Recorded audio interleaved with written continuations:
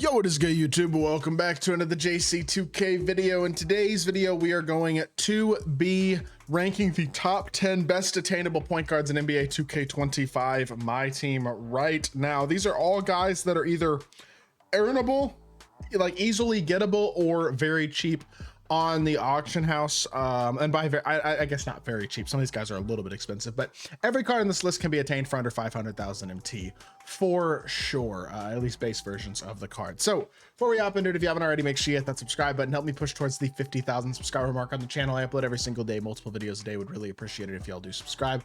Without further ado, let's get into it. I will say there's a bunch of like invincible point guards that are borderline, but I didn't include on this list. Couple that I did include on this list because I'm pretty confident about their prices, but keep that in mind. That being said, at number 10, we got Deni Avdija. I do think this Deni Avdija card is a very, very solid card, especially for a Galaxy Opal. 6'9" with 6'9" wingspan.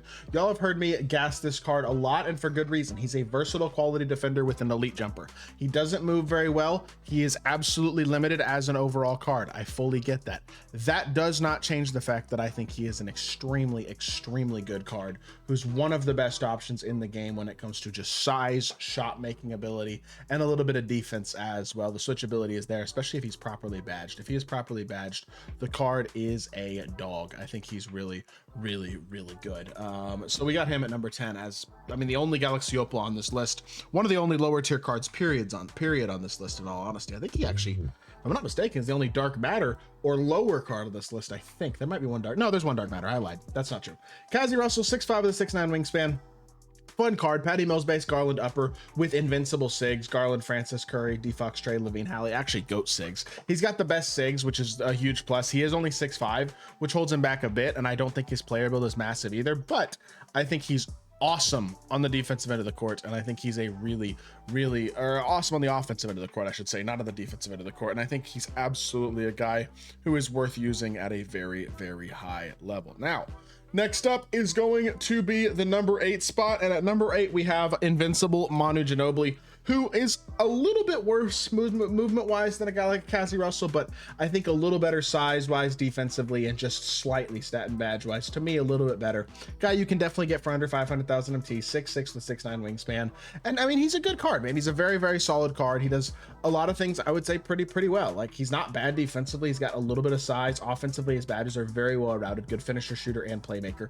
Great jumper, Pro 2 fade, Garland, Trey, Kemba, Trey, like still very, very solid SIGs. I wouldn't say the SIGs are quite as OP, but I still think his SIGs are very, very solid, and I think he's still a great card. So for me, at least, definitely still one of the better options anyway on this list. Definitely a card that I like a lot. Now, next up is going to be the number 7 spot, and that is going to be a card that's pretty similar level to Manu, Shai Gilgeous-Alexander, the free invincible that you get for completing the playoff spotlight sims that 2K had dropped. 6'6" with 6'11" wingspan. He's a little bit bigger than Manu player build wise. Jumper might be a little better. It's about the same. I'd say sex and upper is a big plus, but I do like Manu's jumper a lot too.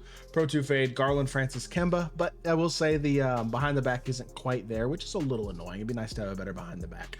That being said, he's a pretty big, he's a pretty versatile point guard. He's good defensively. I feel like he's better defensively than Manu. That's the biggest thing to me that puts him slightly above Manu to me, is I trust him a little more on the defensive end of the court. Slightly bigger player build, and also has that legend glove, legend on ball menace. A couple of those badges like that I think do have the ability to make a bit of a difference.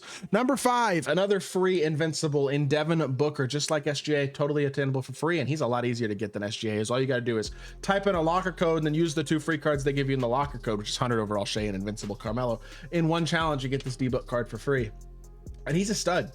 Maybe not quite as great defensively as Shai, but he's very, very similar. They're about the same size, and he doesn't have glove or on ball menace on legend, but what he does have is Garland, Francis, Curry, D-Fox, Trey, Halliburton. Only SIG that's not ideal there is Harden step back instead of Levine, but SIGs are basically perfect. Same jumper as Manu has as well, which is a really good shot. He's got D-Book fade, which for most people, not having Pro 2 fade would be a criticism. I honestly don't really think it is. Maybe that's just me. I think it's kind of honestly a little bit, I think that's a little bit of an overrated opinion, in my opinion.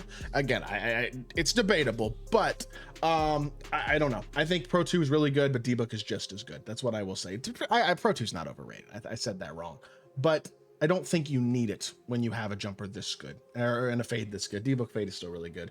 And I think Booker is number 6 on this list. Number 5 is going to be Dominique Wilkins, a 100 overall from the fireworks drop. This card's awesome. 6'8", 6'10 wingspan. That size is probably the most valuable thing about him. The stats and badges are really good too. Strawther based Donovan Mitchell upper is super solid. Pro 2 fade. Garland, Trey. Curry behind the back isn't ideal, but he does have Levine step back. Tyrese Hezzy doesn't have as good of a cross, doesn't have as good of behind the back, doesn't have as good of a size up. There's a couple of things there that, sure, you could definitely criticize them if you want.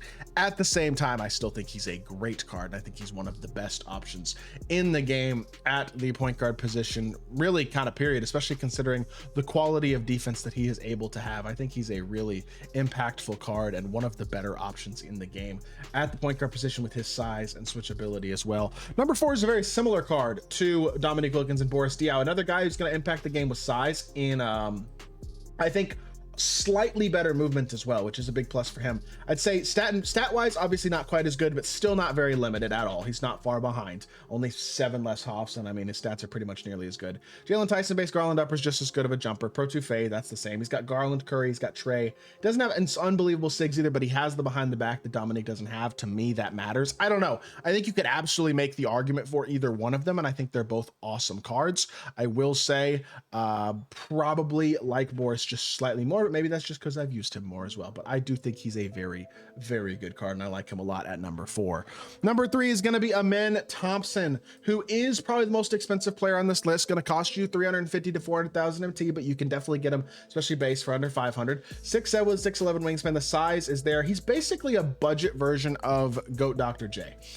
Steph Curry base, Colin Sexton upper, same jumper that Dr. J has. Pro 2 fade. Garland, Francis Kemba, Trey, Levine. Doesn't have the crossover.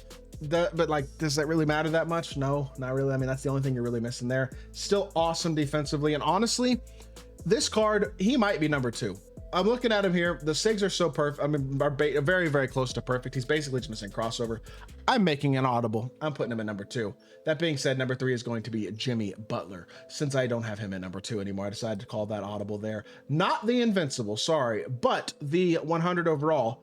That is the exact same card as the Invincible. That's the biggest thing about this Jimmy, is he is an Invincible card with a 100 overall skin on him. But the only difference really between him and his 100 overall is badges, pretty much. And I just don't think that's that big of a deal, considering it's not hard to find players with badges. The stats are basically the same.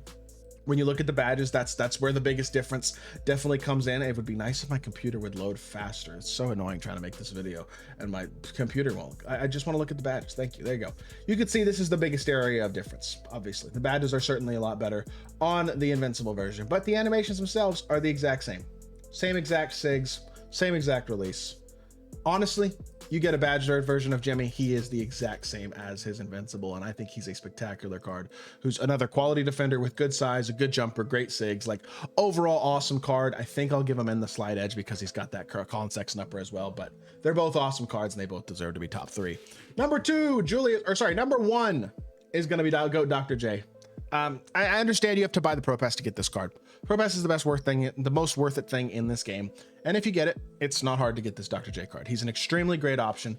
One of the best couple point guards in the game. He's just a better version of Amen Thompson. Perfect stats, perfect sigs, 99 everything, every legend badge, perfect sigs, great release, same exact jumper as Amen has, that Steph-based Sexton upper, which is awesome. I mean, overall, just an incredible card. That being said, that is going to do it for today's video. Hope y'all did enjoy. If you did, make sure you hit that like button, leave a comment, and subscribe. I'll be back with more 2K content very, very soon. I appreciate y'all. Peace.